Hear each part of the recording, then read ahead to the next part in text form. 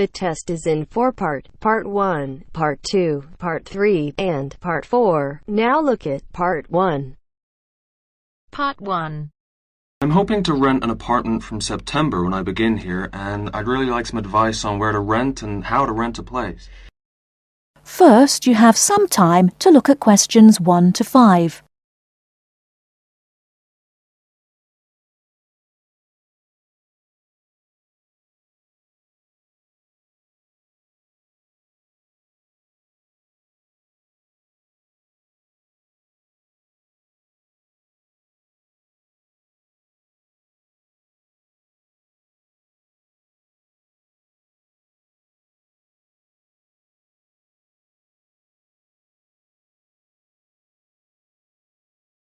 Now we shall begin. You should answer the questions as you listen, because you will not hear the recording a second time. Listen carefully and answer questions 1 to 5. Hi. Hello. How can we help you? Is this the Office of Institutional Real Estate? Yes, sir. My name's Alice Baum, and I'm a university housing supervisor. Oh, good. I wonder if you could help me. I'll certainly try, sir. I'm hoping to rent an apartment from September when I begin here, and I'd really like some advice on where to rent and how to rent a place. Advice on renting in Manhattan. We've got plenty of advice about that. The first thing to think about are the prices. New York is an expensive place to live, and Manhattan is the most expensive place in New York. Everyone wants to be here.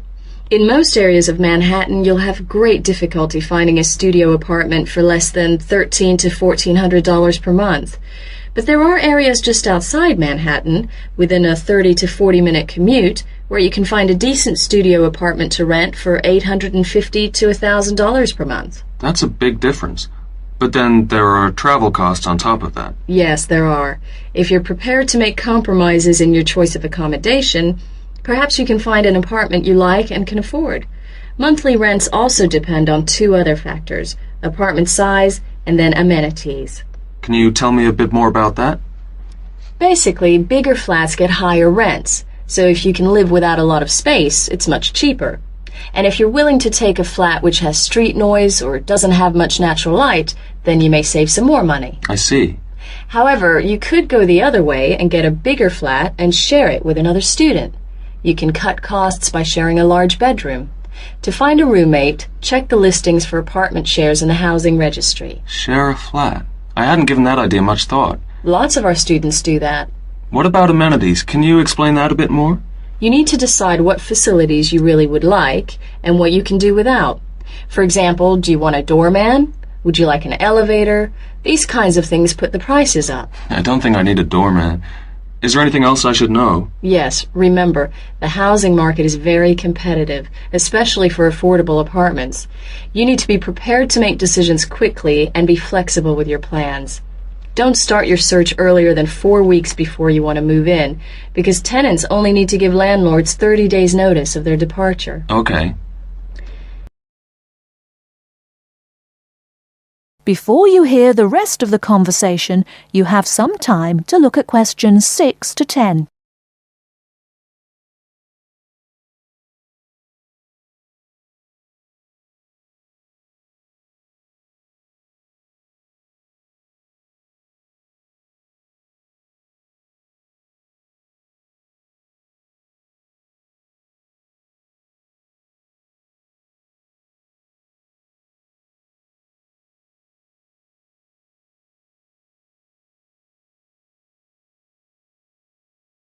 Now listen and answer questions 6 to 10.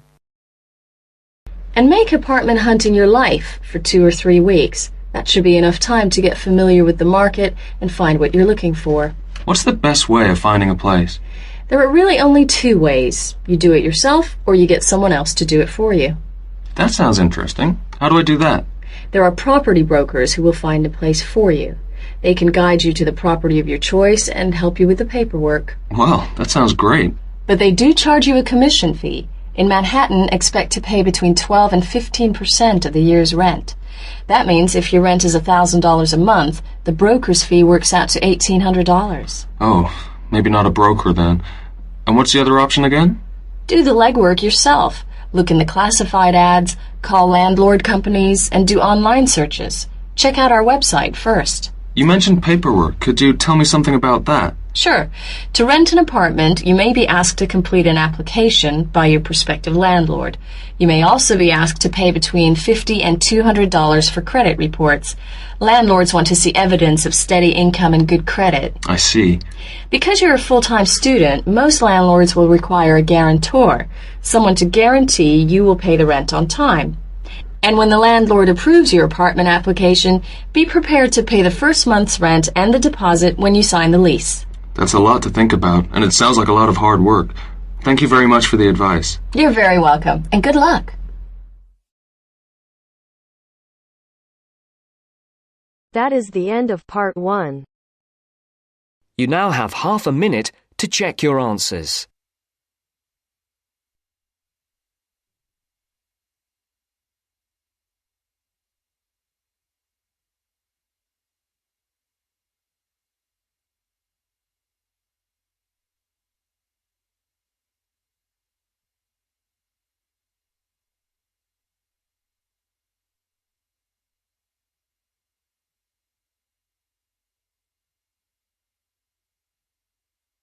Now turns to part 2.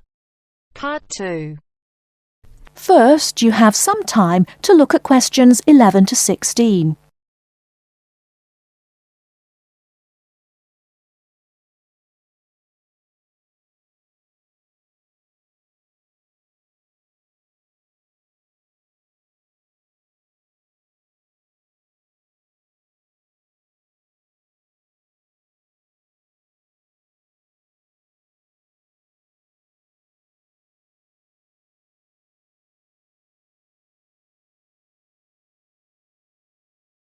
Now, listen carefully and answer questions 11 to 16. Hello, welcome to the university. Let me introduce myself. My name's Helen Brown. I'm the International Office Administrator, and I'm responsible for looking after students here on scholarships, in particular Chevening scholars. Perhaps you could introduce yourselves to me. Hi, I'm Ansgar from Grasse in southern Austria. And my name is Magali. I'm from a town near Montpellier, France. It's a pleasure to meet you. Pleased to meet you too. Nice to meet you. So, let's get started. I'm going to tell you about the schedule for today. Today is your orientation day at the university, and it's going to begin in half an hour at 10 o'clock with a speech from the Vice-Chancellor welcoming you to the university. That's very nice. Where is it? It's in the main hall on floor 3. Okay, but how do we get there? From here, the International Office, go down the corridor, past the lecture theatre and student common room. Then you'll be at the main entrance and you'll see the lift to your left. Take the lift to floor 3 and the main hall entrance is after the buffet. Okay, floor 3 after the buffet. I can always find my way to food. So we'll be able to find the main hall, no problem. So after the Vice-Chancellor greets the new students, then 30 minutes later, the Mayor will welcome you to the city. Together it should be about an hour, so it's not too much of a drag. And what happens then? After that, you'll have a meeting with a representative of the British Council, and she will brief you on life in Britain and what your sponsor expects, and of course doesn't expect from you. It will be nice to meet them. Is that in the main hall too? No, but it is on floor 3 again. With your back to the main hall, go down the corridor past the labs. Sorry? The laboratories, on your right, and the computer cluster rooms on your left, and at the end of the corridor are seminar rooms 1 and 2. Your meeting is in seminar room 2. Did you mention what time that is? No, I didn't. It's at 11:15 and it should last about half an hour. You'll meet her a number of times during your studies, so it's important to go to that meeting. Okay, I'll make sure Magali is on time. Ansgar, I'm always on time. Very well. Now for the final part of the morning and lunch, you'll be with your department. We're both doing biomedicine. Oh, that's interesting. But we're not sure how to get to our department. Well, you don't need to go very far from seminar room 2. The laboratories and seminar rooms all belong to your department. So basically you need to turn left out of seminar room 2 and go past the next 2 teaching rooms. Your departmental office is on the left. Will someone be there to meet us? Oh, but of course. At 12 o'clock, the course administrator will meet you at the departmental office and introduce you to members of staff and the head of department, Professor Heanue. Heanue? How do you spell that? Heanue. He will tell you about the department and your course, the coursework and academic life in Britain. Have you both got reading lists? Yes, I have. I'm afraid I haven't. You can get one at that meeting. Then finally, as it's your first day, you'll have lunch with the department staff in the refectory from 1 to 2. Oh, that's really nice. Great. There's just one more thing. In the afternoon, you have the chance to meet other international students in the main hall again. And you can ask them about their time at the university. That's from 2:30 onwards. I'm looking forward to that.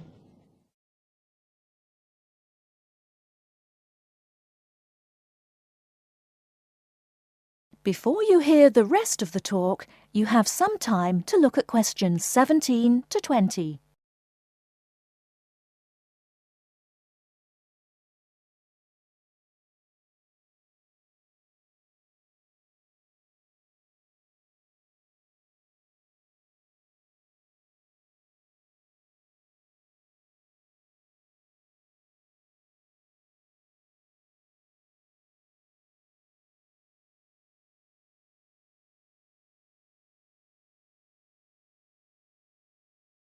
Now listen and answer questions 17 to 20.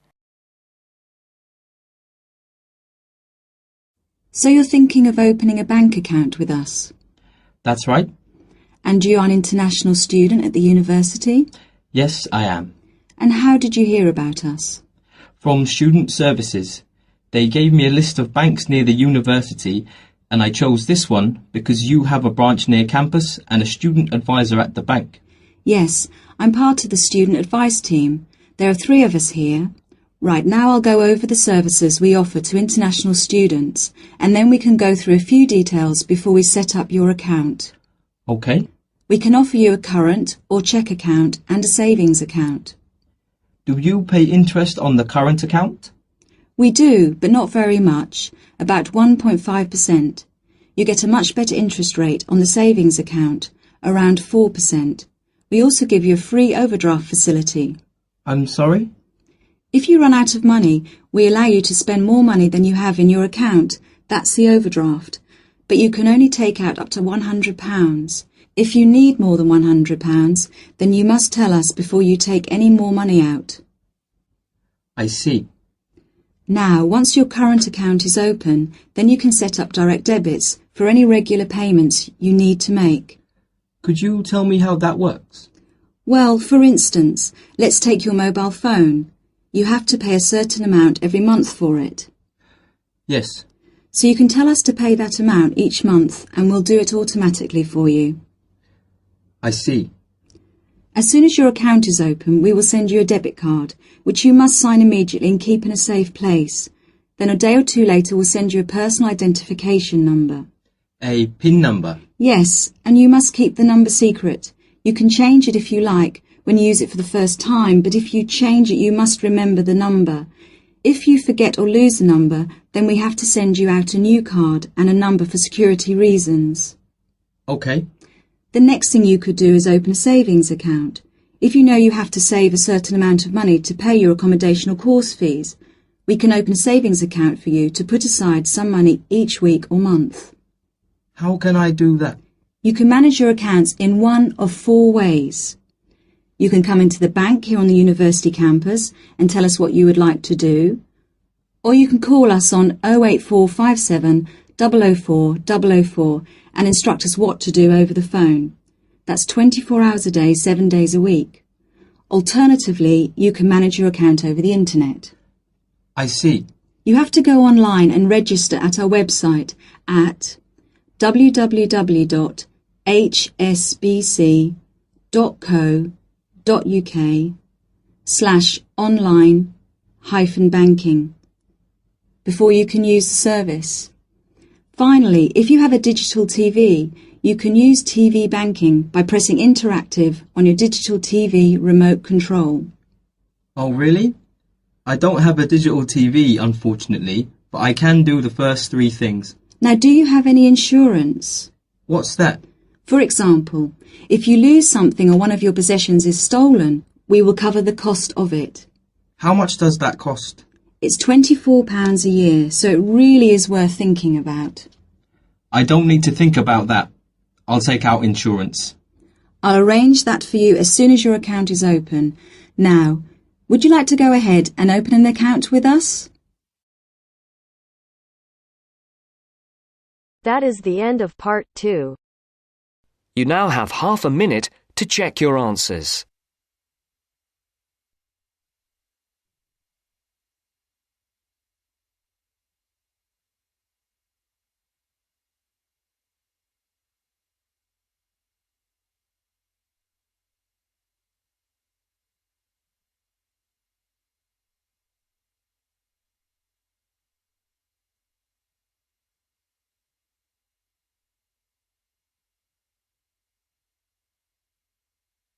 Now turns to part 3.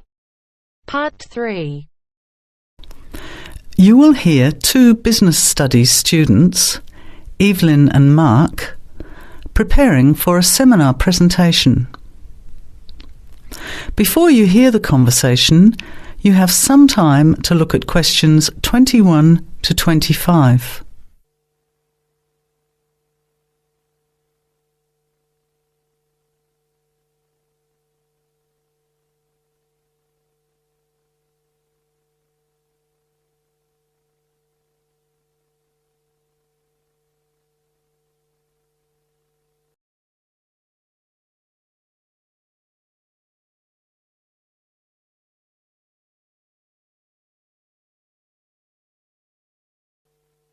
Well, I think the marketing of food would be a good topic. I read a very interesting article the other day about the Canadian food market. I suppose everybody's interested in food, even if it's trying not to eat. Why Canada? I know that's where you come from, but isn't it just all North America, really? No, that's why I thought this article was interesting. Although lots of U.S. companies are well established in Canada, and vice versa, there are still subtle differences between the two markets. It says here, the Canadian market is definitely not a northern clone of the U.S. I like that. And it says that if you understand these differences, it can have a big impact on successful food marketing. So I know that Canada has a big French-speaking population in Quebec. Is this what they're referring to? Not only French and English speakers, there are many different ethnic groups in Canada. It's really quite multicultural. For example, Toronto has large Asian and Italian populations, and Vancouver's got a large Asian population too. And because Canada's population is small, these groups make quite an impact, introducing new styles of cooking. So you can see lots of unfamiliar vegetables and things in the markets, and new restaurants are opening every day. It's great if you love trying out new foods, as many people do. Which kinds of food are becoming popular? Well, some Asian food, I'd say, has been popular for quite a while, like Chinese. But now, Southeast Asian restaurants are becoming very fashionable. Then there's Mediterranean, of course, such as Greek, Italian, and so on. But Caribbean and Mexican food is really taking off among young people these days. So are the supermarkets starting to stock the ingredients that are needed to prepare these foods at home? You know, all those unusual condiments and sauces. Yes, that's right. It's quite interesting going to the supermarket, isn't it? And noticing how they're introducing sections for foods of different nationalities. You can buy quite exotic products locally these days. The article mentioned that 80% of the Canadian retail market is controlled by 8 major national supermarket chains, so that when they introduce changes, they can happen quite rapidly. OK. Well, how are we going to organise this seminar then? I made some notes on the trends in the Canadian market, about changing tastes, and also patterns for where food is consumed. I thought maybe we could summarize it into a chart or table, and maybe use the overhead projector to present it. Good idea. Maybe I could have a look for similar trends and tastes in Australia and the UK for comparison. Let's have a look at what you found. Before the conversation continues, you have some time to look at questions 26 to 30.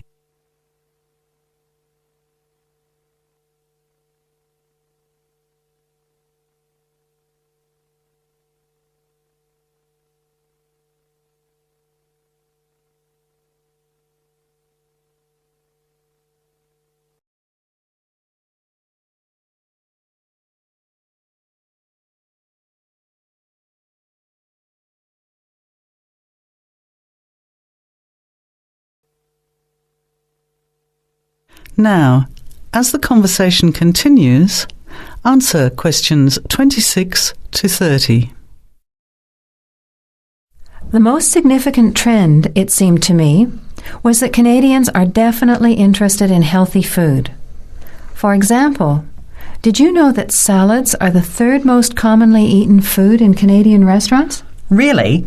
What about organic food then? Is that becoming more popular? Yes, it's definitely moving into the mainstream compared to a few years ago. And a recent survey showed that 4 out of 5 shoppers said that they check the fat and nutritional information on the packet when they're deciding what to buy. What other trends did you find out? There's one change I noticed straight away when I was home last year in the meat department. You know, here the meat packaging says rump steak or 4-quarter chops and so on. Well, they discovered that most consumers these days didn't know what to do with these roasts and rounds and ribs. So the government approved a new naming system for cuts of meat, which is related to the required cooking technique. What a good idea. I've never really understood the difference between sirloin, rump, round and all those names. So how many new categories are there? 8. There are 3 kinds of steak, for grilling, for marinating and for simmering. And then there's what they call quick-serve beef, for stir-fries, I suppose. And premium oven roast, pot roast and stewing beef. It's a great idea, isn't it? I hope it catches on here. I agree. Any other trends that you thought were significant? Well, what's really interesting is what the article called mobile meals. In other words, more and more Canadians are eating meals away from home, but not just eating more junk food. They're projecting a 40% increase in snack food sales over the next 3 years, and the growth is coming from healthy snacks. You know, the ones that have less cholesterol and fat, such as muesli bars, health food bars, and those types of products. Apparently, in the food marketing jargon, they're called nutritious portable foods, which means healthy snacks. The other major trend is that young people are doing more of the food shopping these days, so marketing has to be aimed more at them, as well as more conventionally at the mother. Thanks, Evelyn. I think we'll have an interesting discussion about these trends and the comparisons with other English-speaking countries. I'll see if I can get some information about them to compare with yours, and meet you on Friday to put it together. See you then. Bye. That is the end of part 3. You now have half a minute to check your answers.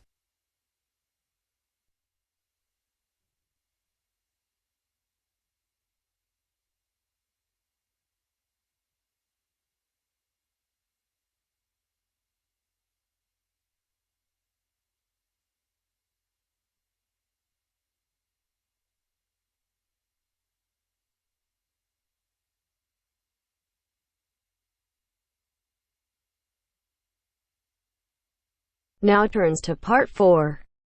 Part 4. You will hear a wildlife expert giving a talk to a group of bird lovers in the UK about a species called the tawny owl. Before you listen, you have some time to look at questions 31 to 40.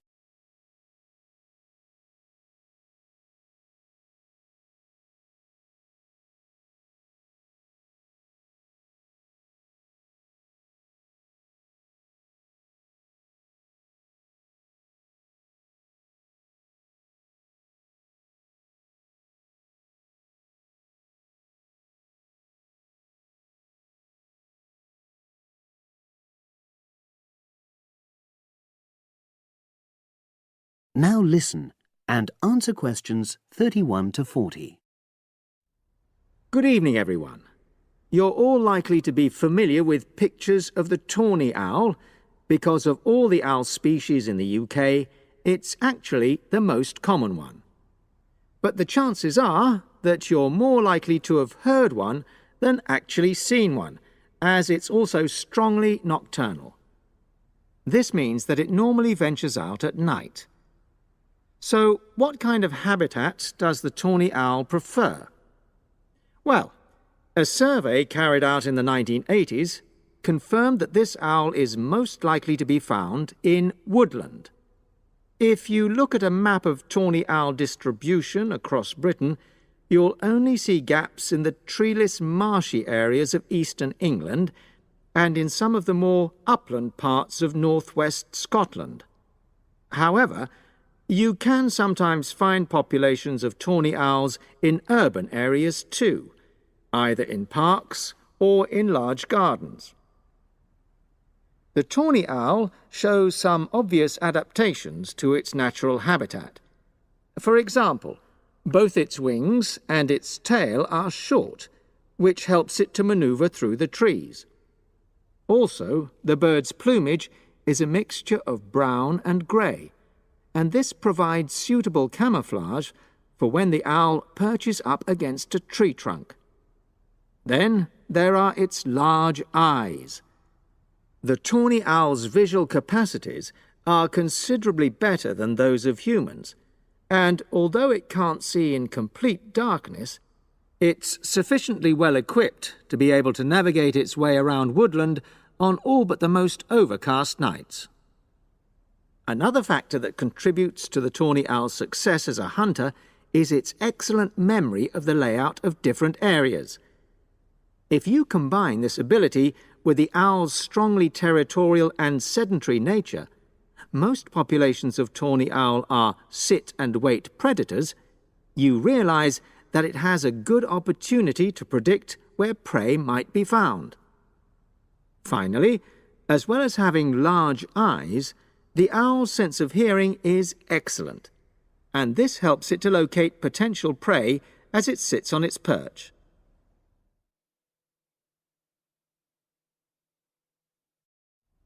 Turning now to the tawny owl's diet.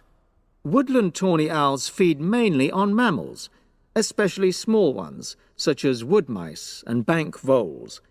But they'll also take things like frogs or bats, or even fish, if they happen to be available. In urbanized landscapes, the owls seem to prey more on birds.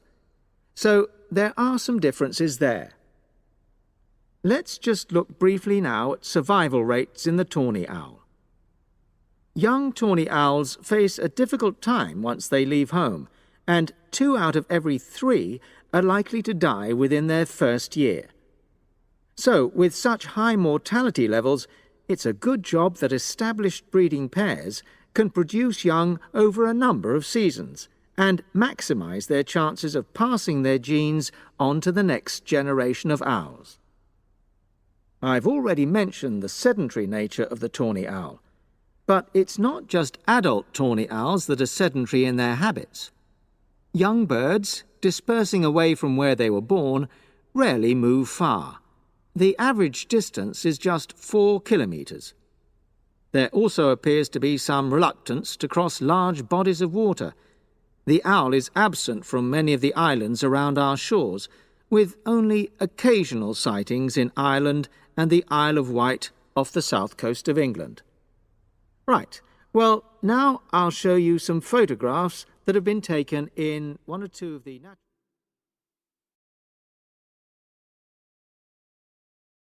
That is the end of part 4. You now have half a minute to check your answers. Our hearts beat to the city streets. We began to feel the fire. We rise like tall buildings as the chemicals, they take us higher. The night's young, it has just begun as she puts her hand in mine. We wanna chase the night.